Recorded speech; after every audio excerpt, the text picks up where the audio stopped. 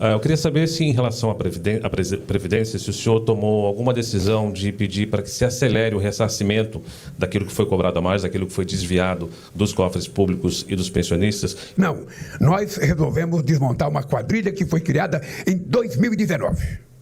É importante saber, uma quadrilha que foi criada em 2019. E vocês sabem quem governava o Brasil em 2019. Vocês sabem quem era ministro da Previdência em 2019. Vocês sabem quem era chefe da Casa Civil em 2019. A gente poderia ter feito um show de pirotecnia. Mas a gente não quer uma manchete de jornal. A gente quer apurar. Devolver ou não vai depender de você constatar a quantidade de pessoas que foi enganada. A quantidade de pessoas que teve o seu nome numa lista sem que ele tivesse assinado. Porque aqueles que assinaram, sabe, autorizaram. Então, o que nós queremos, e é por isso que tem a crítica da demora, é porque, veja, você poderia ter feito uma pirotecnia, sabe, e não ter apurado. Como a gente quer apurar com muita seriedade, tanto a CGU como a Polícia Federal foram a fundo na exploração para chegar no coração da quadrilha. Se tivesse feito um carnaval há um ano atrás, possivelmente tivesse parado no carnaval. Como acontece em todas as denúncias. Você faz um show de pirotecnia numa semana, na outra semana sai da pirotecnia e esquece. A gente quer apurar e aquelas entidades que roubaram vão ter seus bens, sabe? Vão ter seus bens congelados. Nós vamos, desses bens, sabe, repatriar o dinheiro para que a gente possa pagar as pessoas. Ora, se a gente não tiver competência de retirar o dinheiro das entidades, obviamente que é importante dizer, e precisa só ter cuidado, não foi dinheiro dos cofres públicos. Foi dinheiro do salário dos aposentados. O que eu acho mais grave. Não foi dinheiro dos cofres públicos. Esse dinheiro estava no bolso do aposentado quando alguém pediu para descontar do salário dele. Então o crime foi um assalto a aposentados, aposentadas e pensionistas desse país. Eles não foram no cofre do INSS, eles foram no bolso do povo. É isso que nos deixa mais revoltados. E é por isso que nós vamos a fundo para saber quem é quem nesse jogo. E se tinha alguém do governo passado envolvido nisso. É isso que nós vamos fazer. Eu não tenho pressa. O que eu quero é que a gente consiga apurar para apresentar ao povo brasileiro a verdade e somente a verdade. Porque eu não estou atrás do show de pirotecnia. Eu estou atrás de apurar a verdade. Quem foi que assaltou o bolso dos aposentados e das pensionistas brasileiras. É sempre prazeroso quando a gente termina a viagem num país, a gente poder conversar com a imprensa brasileira para discutir alguns interesses que são interesses brasileiros e interesses geopolíticos. A primeira coisa é que eu recebi aqui ontem uma notícia que me deixou extremamente feliz, que foi os dados do IBGE sobre o crescimento da renda e a queda da desigualdade. Eu venho dizendo para vocês no Brasil de que nós plantamos muitas coisas nos 2 primeiros anos de mandato, depois do processo de reconstrução, e que 2005 seria o ano em que a gente iria começar a colher tudo aquilo que foi plantado. E essa primeira pesquisa do IBGE mostra que nós estávamos no caminho certo, na medida de combater a fome, combater a pobreza, a desigualdade e aumentar o nível de renda do povo brasileiro. Todos os indicadores são extremamente positivos do ponto de vista da escalada de conquistas sociais no Brasil. Isso é muito bom, porque vocês sabem que eu sonho que um dia o Brasil será um país com um padrão de classe média, sabe, para todo o povo brasileiro. É esse sonho que eu carrego quando eu penso em fazer política de distribuição de renda. A segunda coisa que vocês devem estar inquietos para perguntar é a questão da Previdência Social. Graças a Deus, a CGU e a nossa Polícia Federal, num processo de investigação com muita inteligência, sem nenhum alarde, conseguiram desmontar uma quadrilha que estava montada desde 2019 nesse país. Tem entidades sérias no meio que certamente não cometeram nenhum crime, e tem entidades que foram criadas para cometer crime. Esse é um assunto que eu evito comentar, porque é um assunto que está na mão da Polícia Federal, está na mão da Advocacia Geral da União, está na mão da Controladoria Geral da República e está na mão da Justiça. O que eu posso dizer para vocês escreverem para o povo brasileiro é que as vítimas não serão prejudicadas. Quem vai ser prejudicado são aqueles que um dia ousaram explorar o aposentado e o pensionista brasileiro, criando entidades e fazendo promessas, sabe, possivelmente nunca cumpridas para esse povo.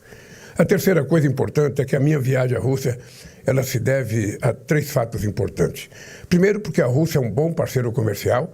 O Mauro só esqueceu de dizer que nós temos uma relação comercial deficitária aqui na Rússia, porque de 30% de todo o óleo diesel que nós exploramos, 70% dos 30% é importado aqui da Rússia.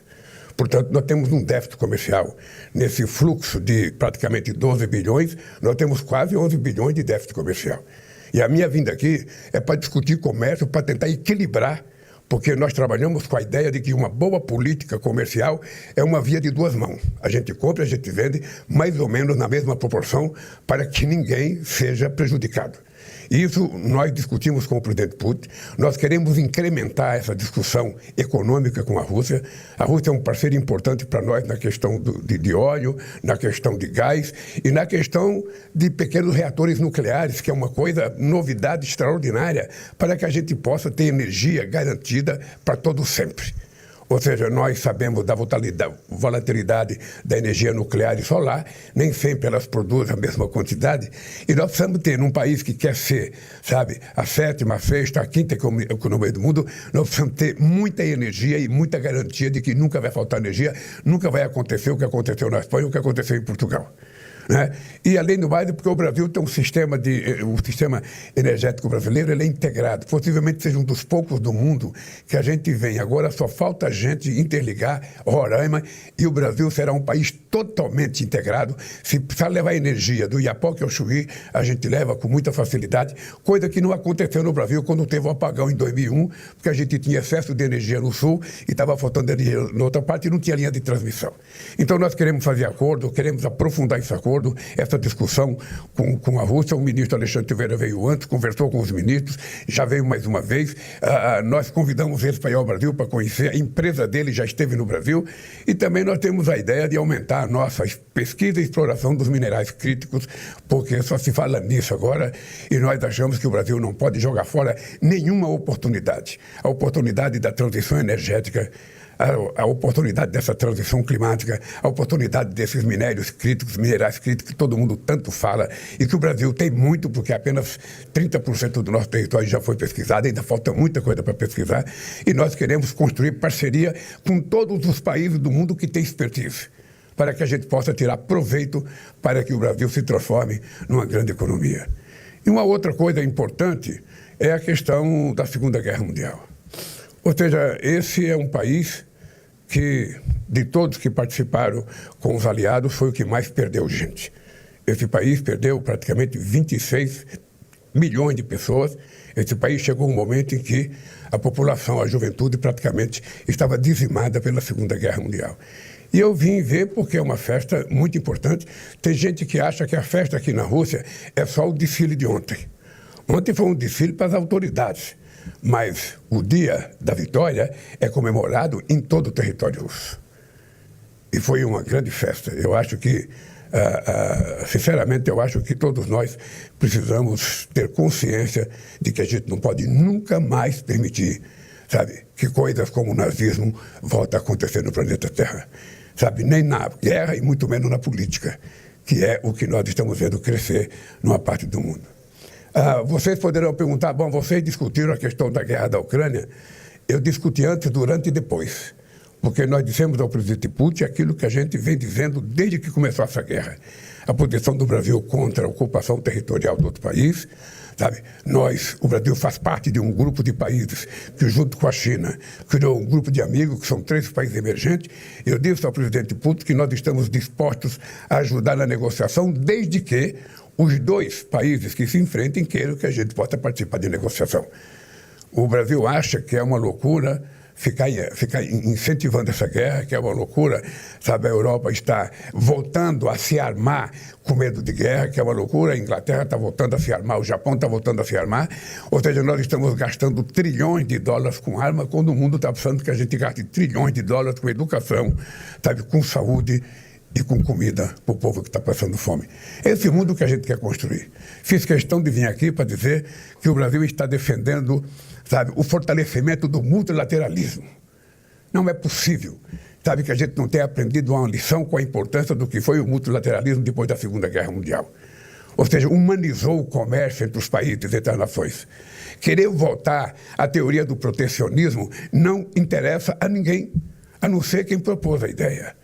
Porque o que nós queremos é um comércio mais flexível, mais justo, em que a gente possa, inclusive, fazer políticas de favorecimento dos países menores, dos países mais pobres. Discutir isso também com o presidente Putin, vou discutir amanhã com o presidente Xi Jinping, e isso vai fazer parte da discussão que nós queremos fazer no nosso querido BRICS, sabe, em julho no Brasil. Por isso eu volto feliz, sabe, com o que está acontecendo no Brasil, volto feliz com as conversas que nós estamos fazendo com os países, porque nós queremos fortalecer o processo democrático no mundo, o processo negocial no mundo. Eu tive a chance de participar praticamente numa última reunião importante do OMC em 2008, quando a gente estava a 1 milímetro de fechar a negociação comercial para o mundo, e o presidente Bush, porque tinha eleições, sabe, nos Estados Unidos, pediu para suspender as negociações. Nós paramos as negociações e nunca mais as negociações voltaram. Nunca mais os Estados Unidos lembrou de sentar no OMC para discutir. E a tentativa de fazer acordo unilateral, fazer acordo país por país, é jogar fora a essência do multilateralismo. E é por isso que nós não aceitamos isso, é por isso que nós somos contra o protecionismo e pelo fortalecimento do livre comércio. É isso. Não sei se você tem uma pergunta mais inteligente do que a minha. Lembrar que a minha mulher, ela veio antes de mim, ela foi fazer uma palestra sobre, sabe, a questão do combate à fome e à pobreza, da Aliança Global contra a Pobreza e a Fome na Universidade de São Petersburgo, e me trouxe a notícia, e aqui em Moscou também, e me trouxe a notícia que eu vou ser agraciado com o título de doutor honoris causa da Universidade de São Petersburgo. Uma universidade em que estudou Lenin e uma universidade em que estudou Putin. E eu vou ser doutor honoris causa. Feliz. É isso. Presidente Lula. Calma. Pô, eu achei que já estava um drone aqui caindo. Bom dia, presidente. Bom dia. Há poucos dias, cerca de 15 dias, o secretário de Defesa dos Estados Unidos apresentou ou reafirmou uma visão do presidente Trump de que os Estados Unidos precisam retomar o controle de seu quintal, disse ele, se referindo à América Latina, América Central e América do Sul. Queria saber qual é a sua avaliação dessa ideia do que tem o governo Trump, de que a América Latina é quintal dos Estados Unidos. Olha, eu não diria o governo Trump. Eu diria que há muito tempo, muita gente pensou que o Brasil era o quintal dos Estados Unidos.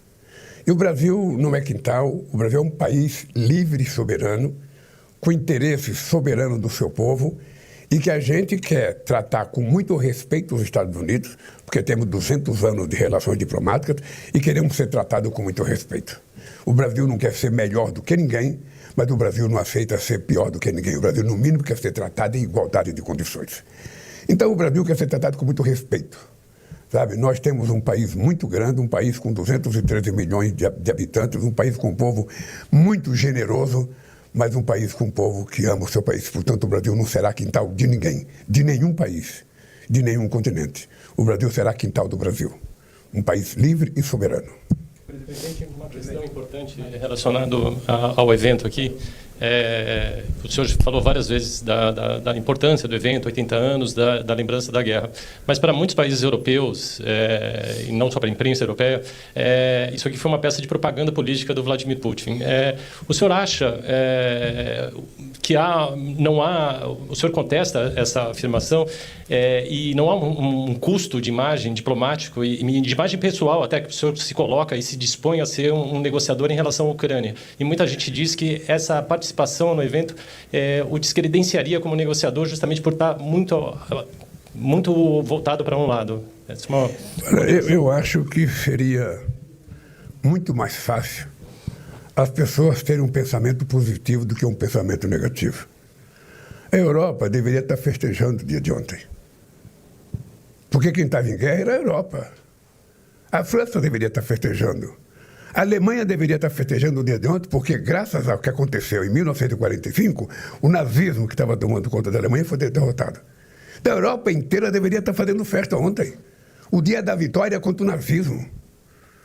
Ou seja, eu não vejo qual é a crítica que se possa fazer, sabe, de um país que perdeu 26 milhões de jovens. Fazer a comemoração que foi feita. Eu não vejo, porque, sabe, eu acho que o Brasil fez. E acho que a Itália vai fazer. Eu acho que é importante fazer uma exploração política. Se tudo for exploração política, você não pode fazer nada. A posição do Brasil, ela é muito, mas muito, muito sólida. Ou seja, independente de eu ter vindo aqui, independente de eu ir à China, independente de eu ir à Argentina, independente de eu ir a qualquer país, a nossa posição continua a mesma com aquilo que a gente pensa sobre a guerra da Ucrânia. Nós queremos paz. E discutimos ontem com o presidente Putin que nós queremos paz. E que é importante a paz. É importante a paz para a Rússia, é importante para a Ucrânia, é importante para os Estados Unidos, é importante para a União Europeia, que não vai gastar dinheiro em arma. Eu estou reivindicando desde que eu fui presidente em 2003. Vamos gastar dinheiro para combater a fome. São 733 milhões de pessoas que não têm o que comer todo dia. Entretanto, todos os países vão voltar a gastar dinheiro. Eu não sei se é verdade, mas eu vi na imprensa que a Europa vai gastar 800 bilhões de dólares se armando. Quando deveria estar gastando metade disso para a gente dar comida para quem está com fome. Então, eu penso que as pessoas precisam pensar de forma positiva, as pessoas precisam ser menos egoístas do ponto de vista do seu pensamento. Olha, então, se o Brasil fizer uma festa no Brasil sobre qualquer coisa, está explorando politicamente. Se eu for num baile de carnaval, está sendo explorado politicamente. É pequenez pensar assim, sinceramente, é pequenez pensar assim. Presidente Vladimir Neto da TV Globo. Primeiro, eu queria lhe perguntar como é que o senhor vê a ausência de outros líderes de democracias ocidentais no desfile do dia da vitória de ontem? E também como é que o senhor responde às críticas que a visita à Rússia demonstra parcialidade em relação ao conflito com a Ucrânia? Eu sinceramente, quero dizer para vocês que o discurso do Brasil vai continuar exatamente o mesmo. Nós trabalhamos, queremos e torcemos para que essa guerra acabe. E essa guerra só pode acabar se os dois quiserem. Se um só quiser, não vai acabar. Sabe? Então, eu vou continuar trabalhando. O grupo de amigos do documento que China e Brasil assinaram continua intacto. Sabe? Se eu discutir com o Putin a questão da paz, eu vou discutir com o Xi Jinping a questão da paz, eu vou discutir com a França a questão da paz. Porque a única coisa que interessa nesse momento é discutir a volta à normalidade no mundo. Não é só aqui, é em faixa de Gaza também. Não é faixa de Gaza. Aqui, 2 estados estão em guerra. Na faixa de Gaza, é um genocídio de um exército muito bem preparado contra mulheres e crianças, a pretexto de matar terroristas. Sabe? Já houve caso de explodir o hospital e não ter um terrorista, só tinha mulher e criança. Então, sabe, é por isso que o Brasil continua defendendo o fortalecimento da ONU e a renovação do Conselho de Segurança da ONU com a entrada de novos países. É por isso que o Brasil quer participar como membro permanente. É por isso que o Brasil acha que a Índia tem que estar presente, a Alemanha tem que estar presente, o Japão tem que estar presente, sabe, vários países africanos têm que estar presentes, outros países latino-americanos têm que estar presentes, para que a gente possa dar força à existência da ONU, que em 1948 teve força para criar o Estado de Israel e que não tem agora força sequer para manter paz no terreno, sabe, em que estão morando os palestinos. Esse é o dado concreto. E esse é o comportamento do Brasil. A minha vinda aqui não muda 1 milímetro o que a gente pensa sobre a paz e o que nós queremos sobre a paz. Vamos continuar, sabe, querendo a paz. E vamos continuar conversando com todas as pessoas que queiram conversar. O que eu sei é que eles não terão prejuízo. Presidente, por favor, taxa de juros. Aumento da taxa de juros não prejudica o desenvolvimento da economia? O Brasil poderia participar de uma missão de paz na Ucrânia? Aqui eu obedeço a ordem. Uma do cerimonial, outra da segurança e outra da assessoria. Presidente, de quem que é? Muito bem.